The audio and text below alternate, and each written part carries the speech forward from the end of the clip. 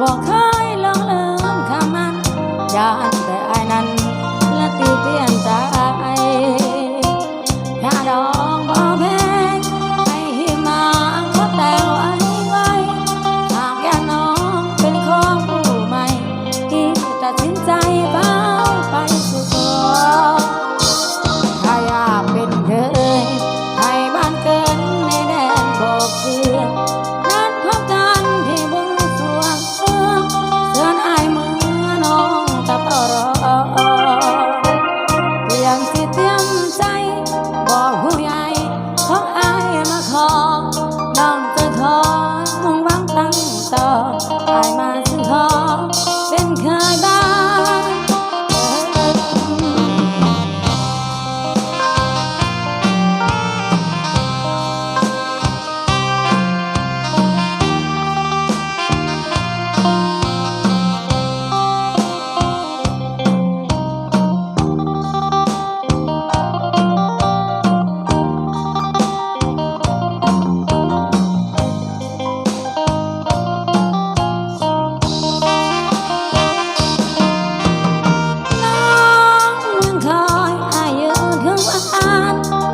บอกเคยลองเอิมคำมัน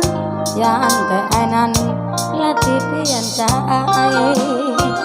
ถ้าดองบ่แพงให้มาขอแต่ไว้หากอยากน้องเป็นของผู้ใหม่ที่ตัดสินใจเฝ้าไปสู่ขอถ้าอยากเป็นเคยให้บ้านเกินในแดนบอกเสือนัดพบกันที่วงสวงบ่รอเตรียมจิตเตรียมใจบอกผู้ใหญ่ของอายไปขอน้องจะขอให้มุ่งหวังตั้งต่ออายมาสู่ขอเป็นเคยบ้างเกิน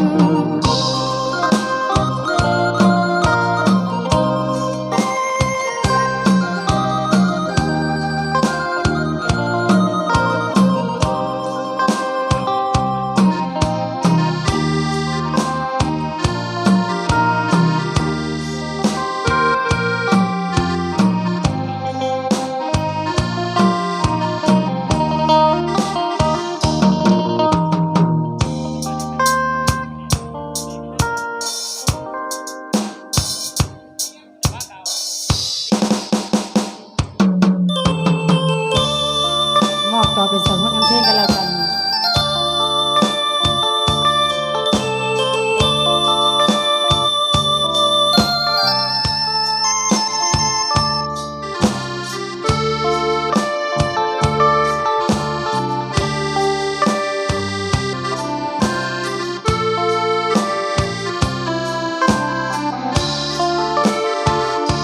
วันนี้วันดีสุขีพิธี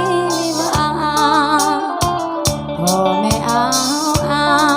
เพื่อนฝูงก็มาอวยพรให้สุขสมพี่ลมสู้ในลันดอนเป็นครอบครัวทางวอนทิ้งหอนเข้าของมากมายขอจงหักกันผูกพันมันหมายเป็นอาเป็นคู่สร้างสรรค์วันสดใสแจ่มใสเป็นหัวแก้วเมียทิพย์สมแล้วดังใจเพียงมีมองบนอันใดโอ้ยไทยห่างเป็นที่ว่าหูตะนอมอดอ้อมเมื่อยามพังพาแม้แต่นักปราชญ์ยังมีพาธนาเอาสามันสอน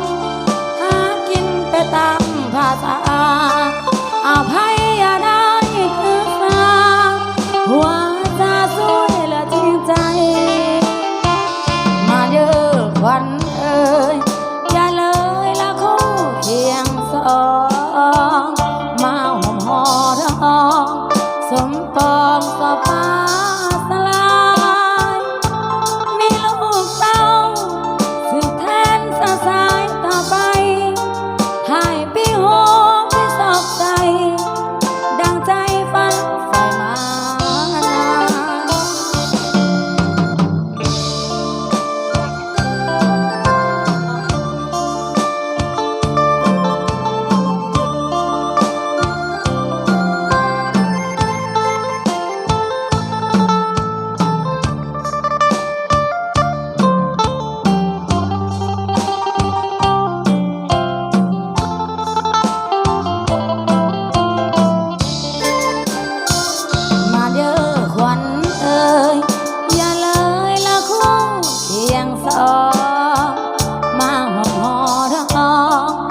มปองโซฟาสลาย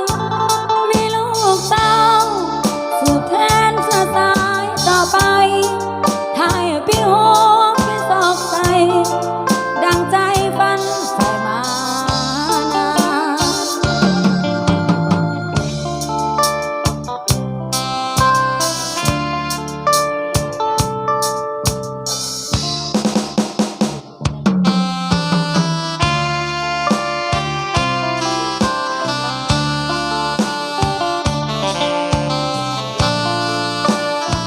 เอาสัตว์ต่อให้หนึ่งผลงานเพลงกันแล้วกันเด้อ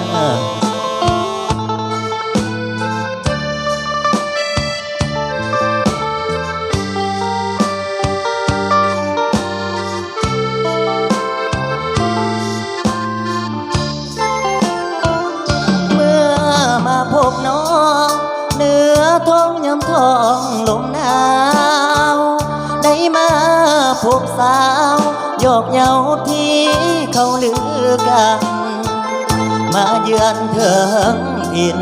ดินแดนแขวงสารวันอายอยู่นครเวียงจันทร์คิดอยากผูกพันกับน้องแก้วตาสาวหน้าใสไผไปก็บ่ลืมลา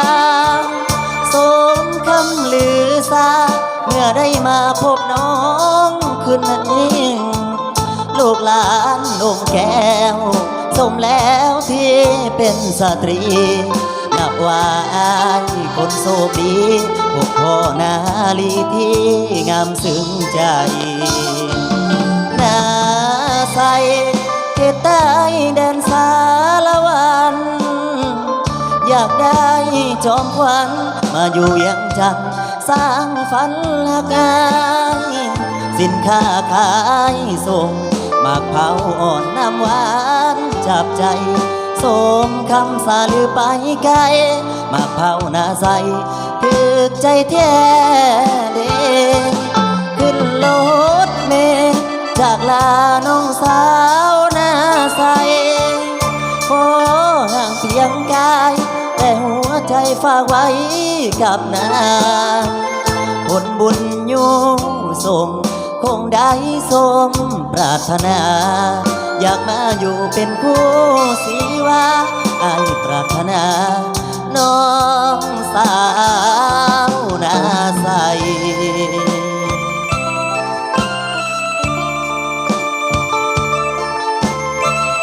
ก็ถือว่าฝากตอนกันให้กันแล้วกันเด้อ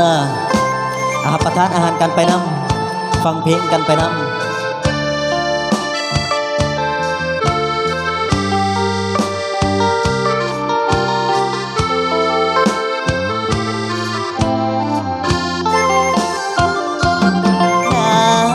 ใส่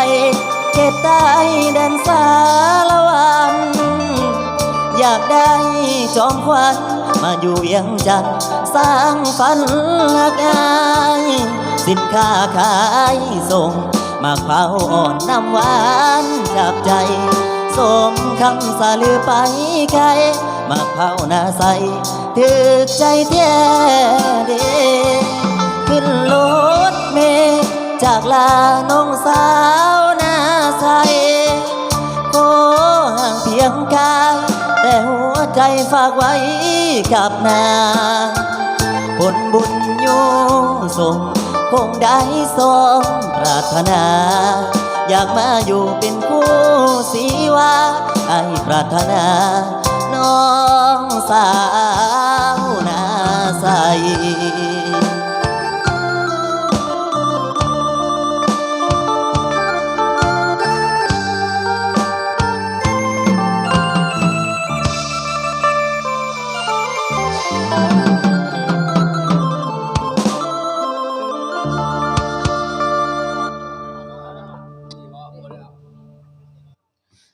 กระลายผลงานเพลง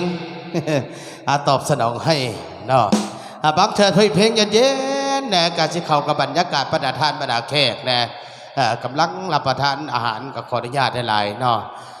สุขสันต์วันนี้ว่าสำหรับครูบ่าวสาวก็แล้วกันเด้อพี่น้องเฮาเนาะสบายดีพี่ไหมก็แล้วกันเนาะทุกทิมทุกตัวทุกตังก็แล้วกันทุกแขกทุกตัวทุกตังแขกยิงแขกชาย หรือว่าอำนาจการปกครองคันบ้านหรือว่าบรรดาท่านบรรดาแขกทุกภาคทุกส่วนที่มาห่วมในงานเมื่อนี้เนาะการวันนี้ก็ถือว่ามือสันมันสอบมือประกอบวันงามให้แก่บ่าวสาวสลากสูตรสาครอบครัวใหม่หรือว่าพระสันวันดีเนาะข้าเจ้าพ่อเจ้าแม่ก็ได้จัดงานกับผู้สนใหม่สลากสูตรสาครอบครัวใหม่การก็ได้